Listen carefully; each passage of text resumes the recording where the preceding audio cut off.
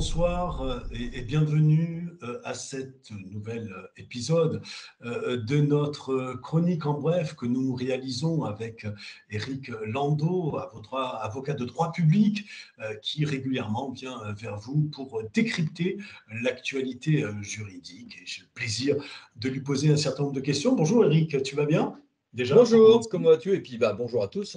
Bonjour. Bonjour. Écoute, tu voulais aujourd'hui réagir à une question. Que retenir du premier arrêt rendu par la Cour des comptes au titre du nouveau régime de responsabilité unifiée des ordonnateurs et des comptables? Donc, je te laisse un petit peu la parole avec une question de base. De quoi parlons-nous en quelque sorte? Alors, jusqu'au 31 décembre dernier, les comptables publics risquaient de voir leur responsabilité engagée par une mise en débet, c'est-à-dire que je paye un trou dans les comptes parce que je n'ai pas été assez diligent dans le recouvrement de recettes ou pas assez prudent dans le contrôle des sommes à payer. Bien, le contrôle de régularité financière. Les ordonnateurs, eux, ceux qui prennent la décision sans manier les fonds, ils avaient à craindre d'être poursuivis devant la Cour de discipline budgétaire et financière s'ils commettaient un certain nombre d'infractions. On oublie tout ça ça n'existe plus, on fusionne les deux et on va devant la Cour des comptes, chambre du contentieux, quand on commet une infraction financière, qu'on soit comptable ou ordonnateur, ou même ordonnateur par délégation de fait ou de droit, ou même dans certains cas quand on commet des éléments de mauvaise gestion, à quelques exceptions près, puisqu'il y a un certain nombre de cas où les élus nationaux ou locaux ne sont pas susceptibles d'être poursuivis devant cette cour, mais il y a des cas où ils sont susceptibles de l'être plus qu'on ne le croyait. Et donc, ce qui est intéressant dans cette décision du 11 mai 2023, c'est que c'est la première décision rendue par la Cour dans le cadre de ce nouveau régime. Ce n'est pas une décision qui est si bouleversante que ça, mais on a quand même quelques indications très intéressantes. Mais je suis sûr que si tu as choisi de réagir à ce thème-là, c'est qu'il y a un certain nombre d'apports dans cette décision et peut-être même en matière de prescription. Oui, en clair, on va retenir une chose, c'est que la Cour des comptes, déjà autrefois, ou la CDBF, avait trouvé un certain nombre de cas où, parce que les affaires étaient complexes, parce qu'il y avait un certain nombre d'éléments qui avaient pu suspendre la prescription, étaient déjà joueurs avec la prescription. La prescription, elle est de 5 ans, elle est de 10 ans dans certains cas, mais à la base, c'est 5 ans. Et le juge continue à s'accorder beaucoup de souplesse sur la prescription. Donc, si on est en défense, on va soulever la prescription de plein de choses et parfois on gagne. Mais là, par exemple, un recours exécutoire introductif interrompt la prescription, même s'il n'a pas nommé la personne poursuivie. Par exemple, vous voyez, donc souplesse au profit du juge pour la prescription. Si j'ai bien compris, cette décision a traité de l'infraction, très discutée en l'occurrence, consistant à engager une dépense sans avoir délégation à cet effet. Que dit la Cour sur ce La point-là? Cour, qui a d'ailleurs tenu compte du fait que la personne avait engagé des dépenses sans avoir délégation à cet effet, mais parce qu'on était sur une relation qui n'était pas du tout une relation de direction générale interne, mais bien d'un prestataire à qui on demande de gérer en réalité la boîte, se retrouve du coup à commettre cette infraction. L'infraction financière, c'est le fait d'avoir engagé une dépense sans en avoir le pouvoir ou reçu une délégation à cet effet. On voit bien que dès qu'on n'a pas un mandat express pour engager des dépenses, eh bien cette infraction sera constituée, même si on est dans le cadre d'une externalisation de certaines fonctions.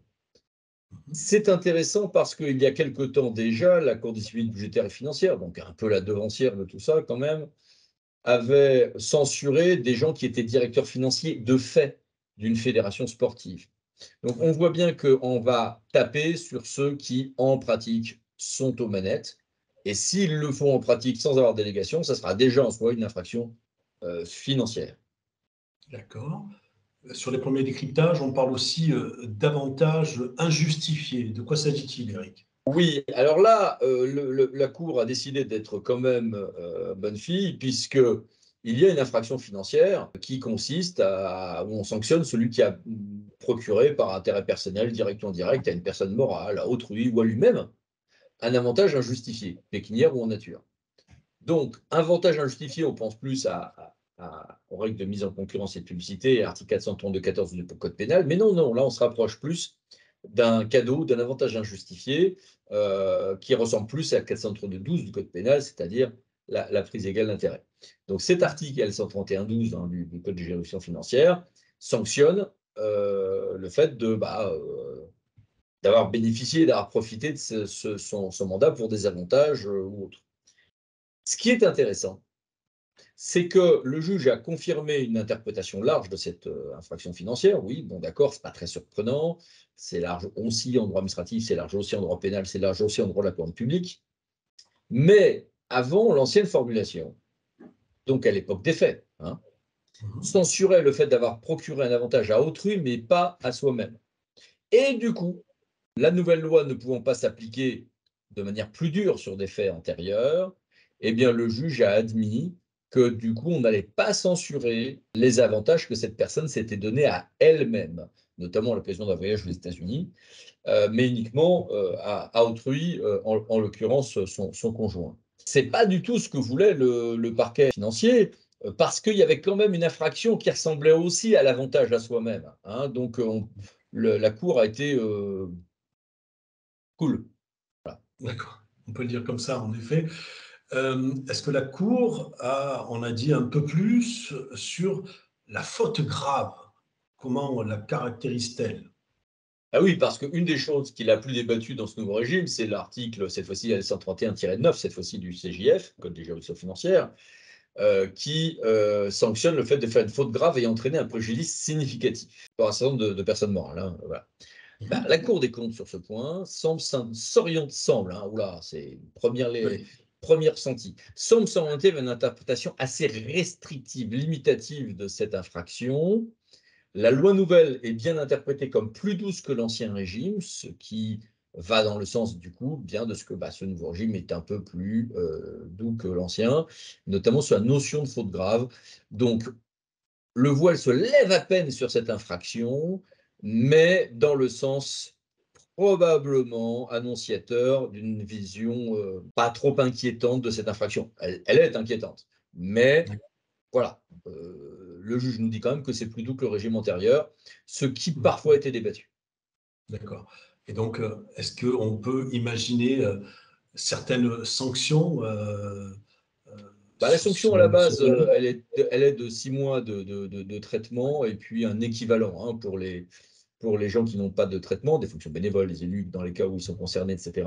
Là, en l'occurrence, la sanction n'a pas été elle a été plus importante que ce qu'étaient les sanctions CDBF il y a quelques années, mais c'est dans la lignée des sanctions CDBF de ces toutes dernières années qui avaient monté. Là, en l'occurrence, la sanction était de 3 500 €, ce qui est beaucoup moins que les 10 000 €, par exemple, d'une autre affaire qui a été jugée quelques semaines après.